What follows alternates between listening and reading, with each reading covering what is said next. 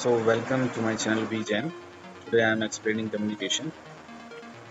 What is communication? Communication means sharing information with someone so they can understand you. It can be done by speaking, writing, gesture, or even just using facial expressions. It's like sending a message from one mind to someone else's mind. So, for example, you say to your friend, I am hungry. Your friend hears it, understands it, and say, let's get some food. That's communication. You shared your feeling and your friend understood why it matters. Communication helps us express feelings, share ideas, solve problems, build relationships. Okay, so now the types of communication. First one is verbal communication. Verbal communication involves the use of spoken words to convey a message. It can happen face to face, over the phone, or through video calls.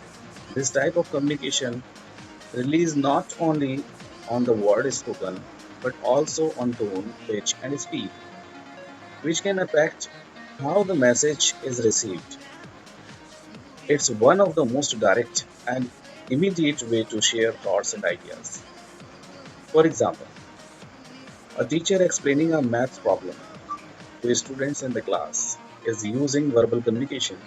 The students can ask questions and get answer instantly. Second one is non-verbal communication. Non-verbal communication includes the body language, facial expressions, gesture, posture, and eye contact. It often supports verbal communication or convey emotions without words. People can express feelings like happiness, anger, or confusion just through their physical behavior.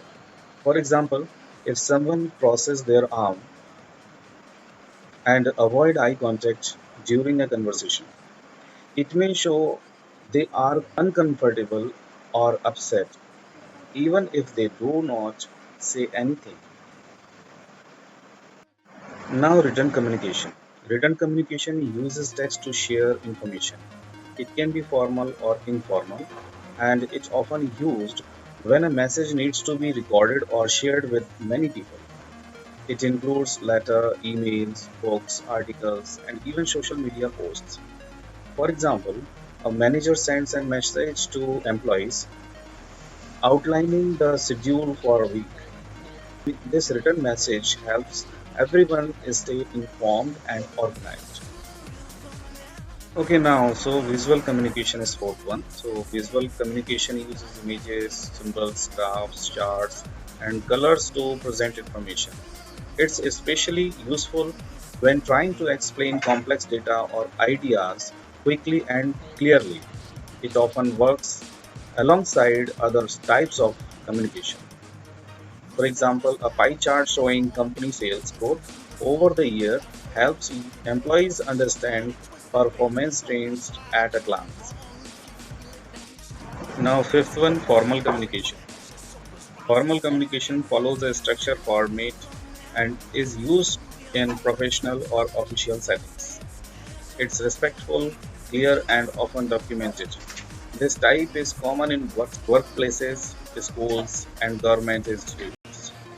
For example, a principal sends a circular to parents about upcoming holidays. The message is official and follows a formal tone. Now, sixth one is informal communication. Informal communication is casual and spontaneous.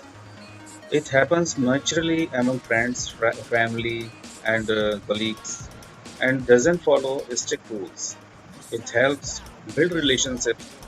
For example, two friends chatting about their weekend plan offer coffee is informal communication. It's relaxed and friendly. Seventh, group communication. Group communication occurs when a small number of people interact to share ideas, solve problems, or make decisions. It encourages teamwork and collaboration. For example, a group of students discussing their science project and dividing tasks among themselves is a form of group communication. Now, the eighth one is mass communication. Mass communication is used to share information with a large audience through media like TV, radio, newspaper, and the internet. It's usually one way and designed to inform or influence many people at once. For example, a news anchor reporting the weather forecast on television is engaging in mass communication. Thousands of viewers receiving the message at the same time. Okay, so now I am explaining styles of communication. So, first one is assertive communication. This style means you speak clearly and confidently. You say what you feel or need, but you also respect others. For example, I would like to join the game. Is that okay with everyone? Second one is passive communication. This means you stay quiet and don't share your thoughts and feelings. You let other decide everything, even if they are not happy. For example, you want to play a game, but you say nothing and just watch. Third one is aggressive communication. This style is loud and forceful.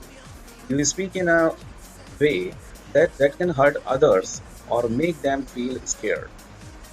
Move. I want to play now. This is the example for it. Fourth one is passive aggressive communication. This means you don't say things directly. You act angry and upset in a quiet way, like using ignoring people. For example, saying, sure, I will help you again, like always, in a rude tone. Fifth one is analytical communication. This style focuses on facts and numbers. You explain things using logic, not feelings. For example, our team scored 10 points more than last time. That's a 20% improvement. Sixth one style is emotional communication. This style is warm and caring. You talk about feelings and try to understand other emotionally. For example, I feel really happy when we spend time together. Game over.